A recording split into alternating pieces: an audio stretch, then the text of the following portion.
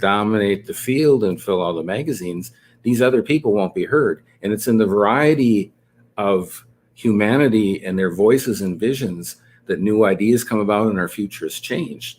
And so he really looked at it and said, I want to set up a contest that will ensure that these people get a platform so that their writing gets discovered.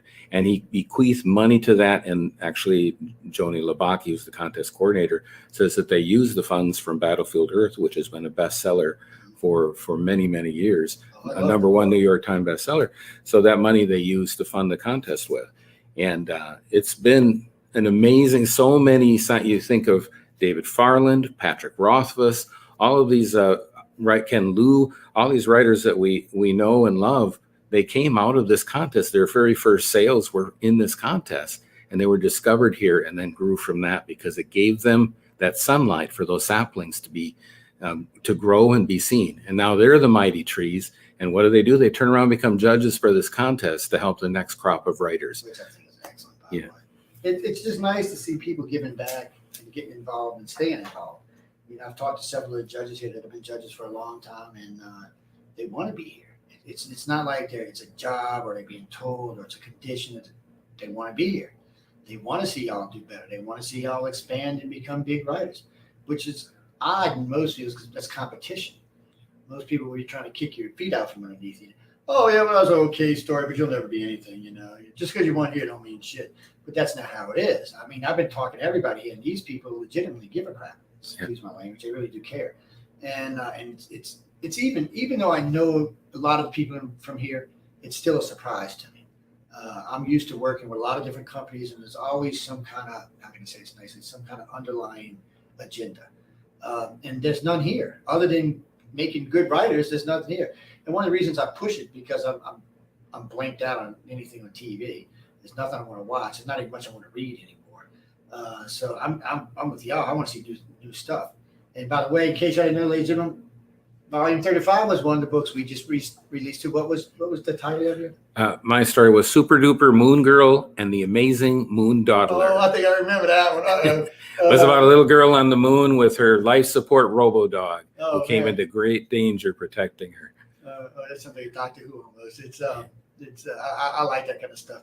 I didn't think I was going to be a bigger fan as Elron as I turned out to be, because John sent me a pad with pretty much everything he's done. And I read through it. And John sent me a couple of books on him himself. And he's a little bit different than what the press portrays him at. To be honest, if I went just strictly by the press, I probably wouldn't have gotten involved. But once I met John and Emily, then I realized it's not what was going on here. And the more I got involved in this, the more I realized that, no, he was legit. He really wanted to see new writers come out. And whether he had an agenda or not, we'll never know, because he's passed now. But I don't think he did. I think he just wanted to see new writers.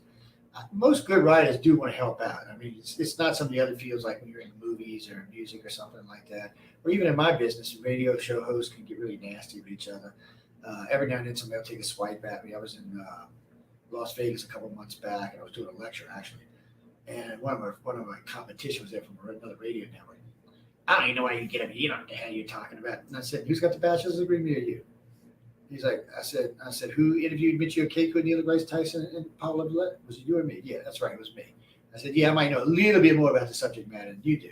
But it was a deliberate swipe because he was looking for audience members. Right. And he wanted to get controversy going because he figured he'd pick up some members, but I just cut it out to legs and moved on. That's one of the things. And let me add, while we're on this, so I meant to ask Storm this too. So fan mail and when people write about you, do you read it? And what I mean by that is, like, you'll go, somebody will leave my brain's fried tonight, but somebody will leave a comment behind. When I first started doing radio, I used to read comments. I'll be honest, I don't read them anymore. I don't, because one, I'll take it personal sometimes. So it's just best for me just to leave it alone. So I wanted to ask you how you deal with it. And you might not get any negative comments. I do, unfortunately. I got, for my Writers of Future story, at least 100 emails, comments, letters from people, and all were good. I mean, it was people from Canada were writing me. Somebody from Israel wrote to me. Somebody said, my daughter never reads anything. I put your story in front of her, and she read it, and she started reading again. And he's a coffee shop owner, and he said, let me know what else you've written. Well, that's what I'm working on.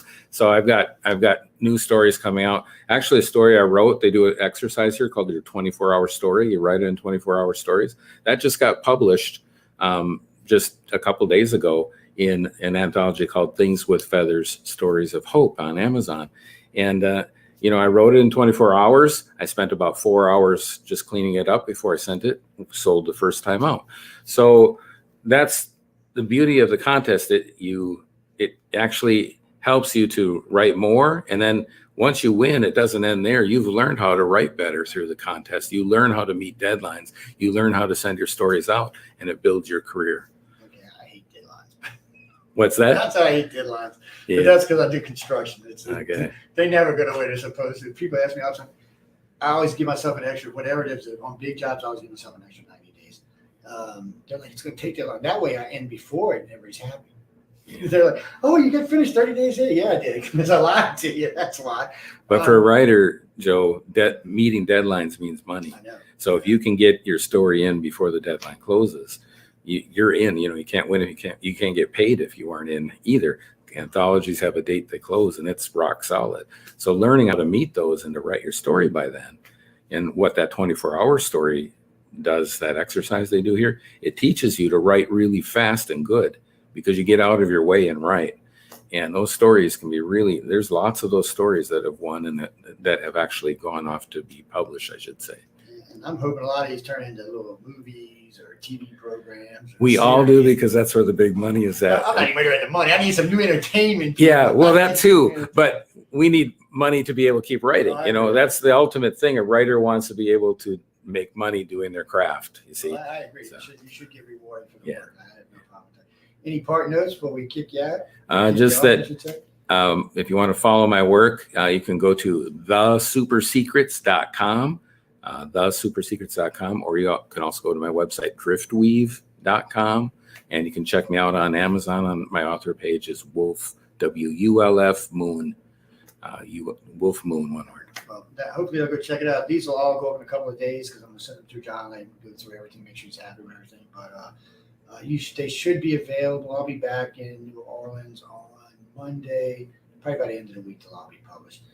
What I'm going to do, though, as they publish, I'm putting them on the backside of our website at first because I got a bunch of pictures going on with them.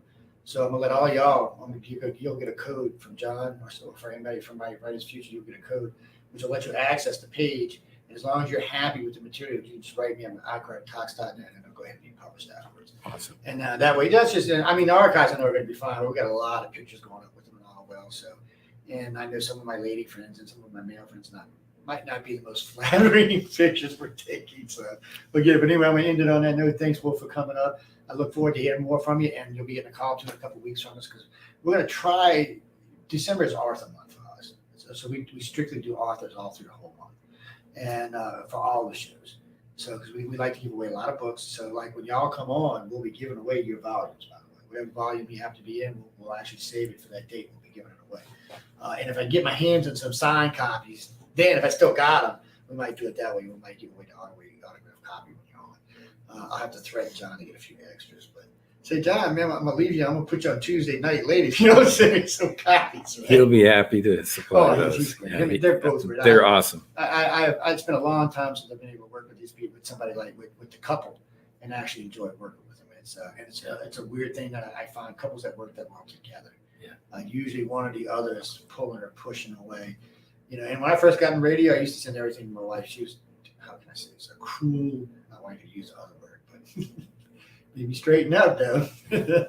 And, you start doing slurs and saying things you shouldn't, or like I'll get stuck on a word, whatever, or a phrase, and it'll get repeated on 10, 12, 15, 30, 50 shows. After a while, it gets to be monotonous. So she's like, you're going to use another word or another sentence, let's move on to something else, man. Like right now, what is it right now? I just said, or just say, or something like that. That's what's going on right now. But it's just stuff that goes around network, and it's bad because when I say it all the time, my hosts start to pick it up, and then they start to say it. I'm like, no, that's enough.